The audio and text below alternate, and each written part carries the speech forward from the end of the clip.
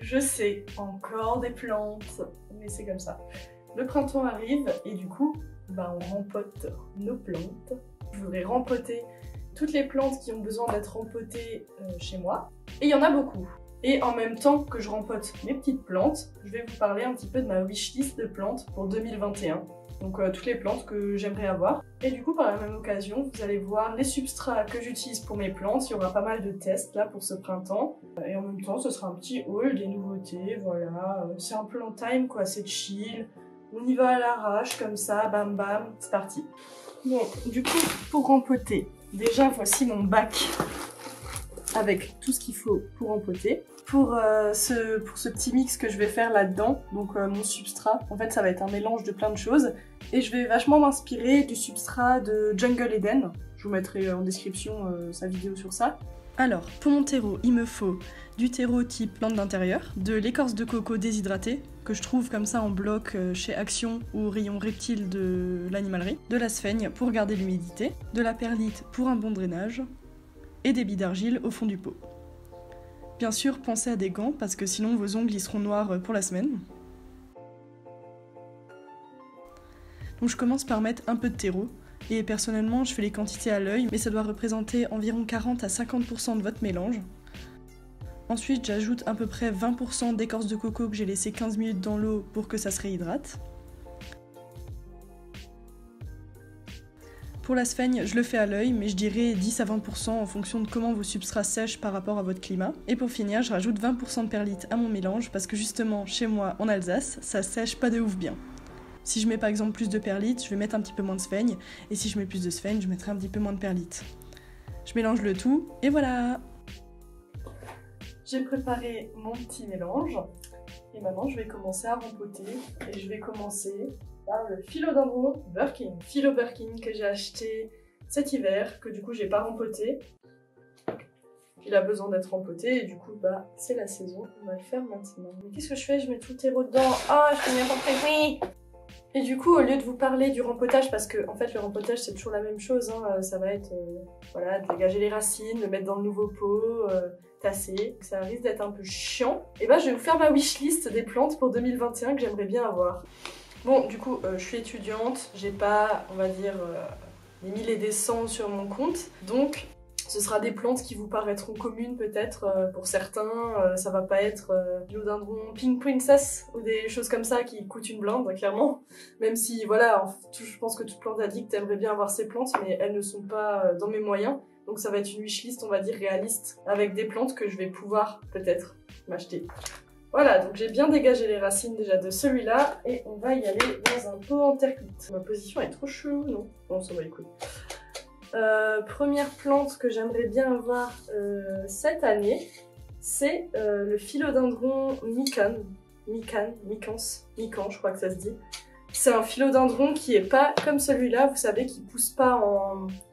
Alors, j'ai pas les termes techniques. Pour la comparaison, ça c'est deux philodendrons. Donc on a le philodendron Birkin et le Brazil. Et donc le Birkin, il va pousser, on va dire, en centre, en fleur. Vous voyez ce que je veux dire? Genre, il y a un centre et ça fait tout autour. Alors que les philodendrons Brazil et Mikan, ils poussent en cascade, comme les pothos en fait. Voilà, donc il y a deux types de philodendrons. Et le Mikan, il est violet, il a des petites feuilles mais trop mignonnes qui sont veloutées. Moi personnellement, j'en ai jamais vu en jardinerie, même pas en Allemagne. Et ça me fait un peu peur de commander des plantes sur internet, surtout en hiver. Donc là, peut-être qu'avec le printemps, je me ferai un petit kiff. Voilà, du coup, j'ai rempoté mon Birkin et du coup, on va continuer tout simplement avec le philodendron Brazil que j'ai acheté tout récemment. Donc il vient de sortir de la quarantaine. Pensez bien du coup à mettre vos plantes en quarantaine quand vous les recevez. Parce que si maintenant elle a des nuisibles ou une maladie fongique, je ne sais pas ce qui est transmissible, et elle va le refiler à vos autres plantes et là, c'est la merde, clairement. Donc moi je les pose personnellement sur mon frigo, voilà, elles ont un petit peu de lumière, j'oublie pas de les arroser. Et là, tout va bien, elle va bien. Elle a droit à son petit rempotage. Et la petite, elle a tellement de racines. Donc, prochaine plante que j'aimerais beaucoup acheter cette année, c'est le Bégonia Autumn Amber. Si j'ai bien compris, ce bégonia, c'est une hybridation. Mais ce bégonia, franchement, ça fait hyper longtemps que je le vois en jardinerie. Il est assez trouvable, hein. Je l'ai vu chez Botanique, je l'ai vu chez Jungle, toujours à Strasbourg. Ce bégonia, je trouve que c'est typiquement la plante de sorcière. Enfin, il est trop cool, pareil, il a un petit toucher velours, il est orange, il a une forme hyper spécifique. Je le trouve hyper cool. Enfin, moi j'adore les plantes un petit peu atypiques, même si j'aime beaucoup, on va dire, toutes les plantes classiques, type ficus, philo, ce genre de choses. Le bégonia Autumn Amber. Autumn Amber. Putain, mais à chaque fois je répète les trucs comme ça, j'aime bien. Il coûte une trentaine d'euros. On a un joli plan pour une trentaine d'euros, mais je l'ai jamais acheté parce que à chaque fois que j'en trouve un, il est pas beau. Enfin, les feuilles sont abîmées, il a l'air d'être au bout de sa vie. Enfin, c'est une plante qui a pas une allure très glorieuse de base, je suis d'accord. Et là, les feuilles, elles étaient abîmées, il y avait la moitié qui était arrachée. Donc pour 30 balles, je suis désolée, mais moi j'aimerais avoir une plante un petit peu décente. Enfin, une plante qui soit un minimum jolie.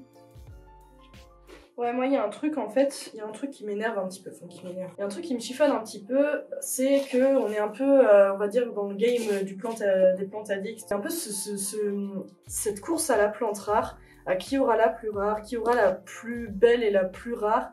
Et je trouve ça un petit peu dommage, enfin surtout pour des étudiants quoi. Parce que les prix flambent, franchement pour avoir une Monstera variegata, bon, gros rêve pour ma part, mais je sais que j'en aurai jamais parce que je dépense pas 150 euros, 200 euros dans une plante que je risque de faire mourir, que si je déménage, ça se trouve, j'aurais plus la place. Enfin, vous voyez, il y a beaucoup de choses qui font que je trouve qu'acheter des plantes hyper chères, c'est un peu con. Du coup voilà, moi je fais pas partie de cette team qui achète des plantes chères. Peut-être que un jour où j'aurai les moyens, et ben je le ferai parce que forcément ça fait plaisir, je pense, d'avoir une plante rare, de l'avoir poussée et tout, mais je pense qu'on a bien le seum si elle crève. Du coup, en tant qu'étudiante, moi je me contente de mes petits philodendrons Brésil par exemple, que je paye clairement 6 euros au botanique. Et bah ça me fait tout autant plaisir. Voilà, s'il y a des étudiants qui me regardent, des jeunes qui n'ont pas trop les sous, ou même des adultes qui n'ont pas trop les sous, et bah contentez-vous de vos plantes et faites en sorte que votre philodendron soit magnifique et vous en serez très fiers, aussi fiers qu'une Monstera variegata. Voilà. Donc voilà, sur cette wishlist, Autumn Amber, ça doit être un des plus rares, si je puis dire, sur ma liste. Et je pense être encore pas assez expérimentée en la matière pour avoir envie de plantes rares. C'est chiant à rempoter, putain. C'est comme les poteuses, ça part dans tous les sens, il y a 1000 racines. En vrai, le rempotage, c'est toujours trash. Hein. J'essaye toujours de faire doucement, mais ça finit toujours en carnage, le truc. Ça m'énerve. J'aimerais bien être délicate, faire des choses délicatement, mais non. Mais non. Je suis obligée d'en foutre partout, je suis obligée de détruire la moitié de mes feuilles. Mais ça me gave, quoi. Ça me gave, le rempotage, j'aime pas ça. Ah oui, je tape toujours. Voilà, je tape toujours mes plantes comme ça pour tasser un petit peu. Je sais pas si c'est nécessaire. Peut-être une technique de bourrine, hein, j'en sais rien. Voilà, petit philodendron Brésil qui est rempoté. Ensuite, on va continuer avec... Qu'est-ce qu'on va faire? Les pommes en terre cuite, la vie. Plus écolo, ça retient pas autant l'eau, franchement, pommes en terre cuite. Mais en ce moment, les pots en plastique, c'est pas mal apparemment. Donc je vais en foutre une dans un pot en plastique. Ce sera la calathea. Je vais foutre la calathea dans un pot en plastique. C'est bien, on peut voir les racines et tout. Je vais essayer un pot en plastique. Je suis pas adepte, mais je vais essayer. Bon, voilà, j'en ai acheté 2, mais j'en achèterai pas plus parce que c'est du plastique neuf qu'on achète. Voilà, je suis pas pour. Hein. Si j'utilise des pots en plastique, j'utilise ceux qui sont vendus en fait avec mes plantes, que je garde évidemment. Donc voilà, là je me suis fait un petit kiff pour tester, mais moi je suis team pot en terre cuite. Hein. Est-ce que je fais ça là? Ah ouais! Je vais mettre la glaonema dedans. Je sais toujours pas ce que c'est comme aglaonema, si quelqu'un a une idée. Pardon, cette vidéo elle est hyper brouillon. C'est un peu à l'arrache, mais voilà quoi. Enfin, si ça vous plaît pas, regardez pas. La prochaine plante que je voudrais racheter en fait cette année, racheter parce que je l'ai fait crever, c'est le pilea. Parce que je pense que j'étais encore trop débutante quand j'ai eu mon pilea et il a dû se noyer ou je ne sais pas ce qui s'est passé. Mais en tout cas, il a pas kiffé. Du coup, j'aimerais bien me racheter un pilea. Petit kiff si j'arrive à trouver un pilea Morito ou Sugar, je sais plus exactement les noms, mais vous savez, ceux qui ont des petites variegations. J'en ai déjà vu en magasin, mais bon, pareil, ça a un prix. Et je me dis que si j'achète ce genre de pilea, et il faut pas que je les fasse mourir encore une fois. Donc je vais sûrement m'acheter un pilea normal, mais pas un baby cette fois. Je suis une grande adepte des baby plantes, mais je trouve que les baby pilea, c'est trop dur. Je sais pas pourquoi, j'arrive pas. Je pense que je vais m'acheter un grand plan, un plus grand plan tout de suite. Ce sera peut-être plus simple. Ça laisse pas place vraiment à l'erreur en fait les baby plantes parce que elles sont encore fragiles, elles ont un système racinaire qui est pas forcément hyper endurci et du coup il faut pas trop faire d'erreur et le pilea, voilà, donc j'aimerais bien un nouveau pilea pour cette année. Voilà, regardez comme c'est classe les pots transparents, j'aime trop. On voit les racines et tout, franchement je kiffe. Toujours ma technique de bruit. Ça se trouve, il faut absolument pas faire ça, faut pas taper ses plantes. Bah, moi je le fais. Franchement, la Glaonema, je trouve ça trop cute. J'ai l'impression de me sentir hyper professionnelle avec des pots transparents en fait. Voilà. La Glaonema, c'est une plante qui aime bien l'eau, qui aime beaucoup avoir le substrat très humide. Du coup, c'est pour ça que je me tente à la mettre dans un pot en plastique, parce que je sais que même si elle sèche pas entièrement, elle risque pas vraiment de pourrir. C'est déjà le bordel. C'est déjà le bordel. Ensuite, pour ma prochaine plante, je vais replanter du coup ma petite Aglaonema que mon chien avait déterrée, que j'avais mis en terre vite fait, qui a perdu pas mal de racines. Du coup, je la replante dans un tout petit pot comme ça, comme une grosse schlag. Du coup, prochaine plante que j'aimerais. Ah ouais, alors là c'est un gros débat. C'est un gros débat dans ma tête en ce moment cette plante. C'est tout simplement la Monstera. J'ai pas de Monstera chez moi.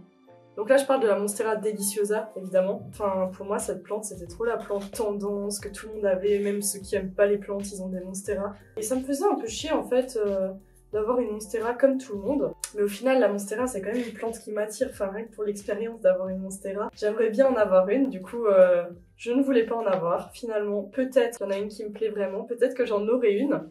Mais dans la famille des Monstera, à part la Deliciosa, il y en a une qui me fait plus de l'œil, c'est la Adansonii. Je trouve que sa forme, elle est beaucoup plus particulière. Bon, elle a des plus petites feuilles, elle est moins impressionnante. Mais je la trouve vraiment hyper chou, cette plante.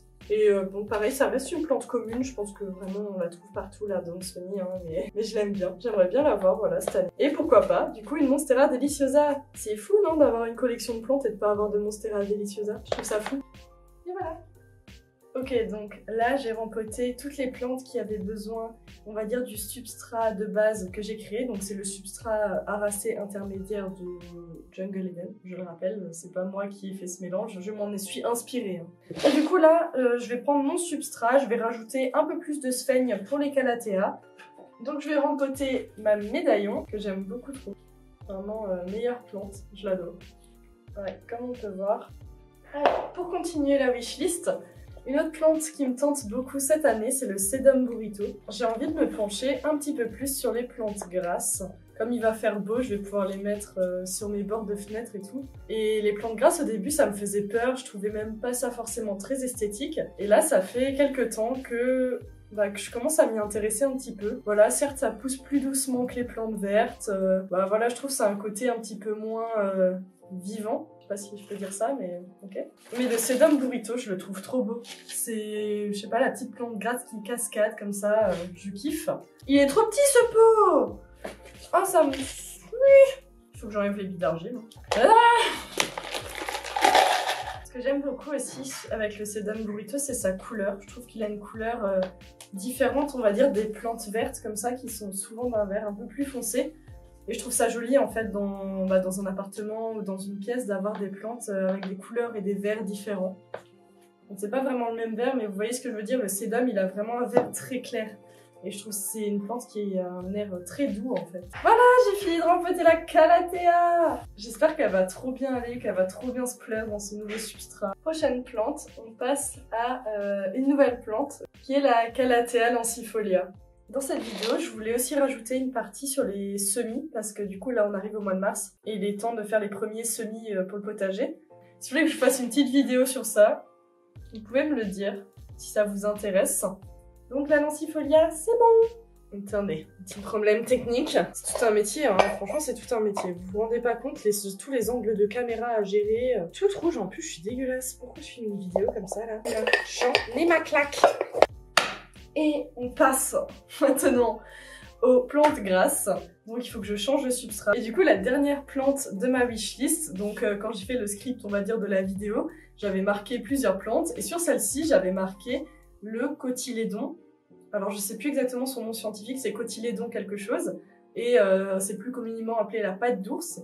Et c'est une succulente, du coup c'est ce que je disais, j'aimerais bien aller vers les succulentes et les plantes grasses cette année. Et c'est une succulente qui m'attirait beaucoup en fait, et j'avais vu qu'elle existait en version variegata. Donc pour faire cette vidéo, je suis allée acheter quelques petits pots en terre cuite chez Monsieur Bricolage. Voilà, je me suis un peu équipée pour la vidéo. Chez Monsieur Bricolage, à Strasbourg en tout cas, ils ont des plantes. Et je regarde vite fait, voilà, je comptais pas vraiment acheter de plantes.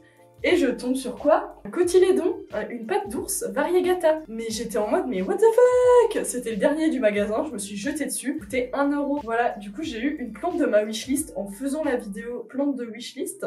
Enfin bref, voilà, c'est une anecdote plutôt fun, mais du coup je suis hyper contente. Je suis joie, je suis ravie. Et du coup on va la rempoter dans cette vidéo. Si c'est pas magnifique la vie. Oh là là, elle tombe en morceaux, elle tombe en morceaux. Non.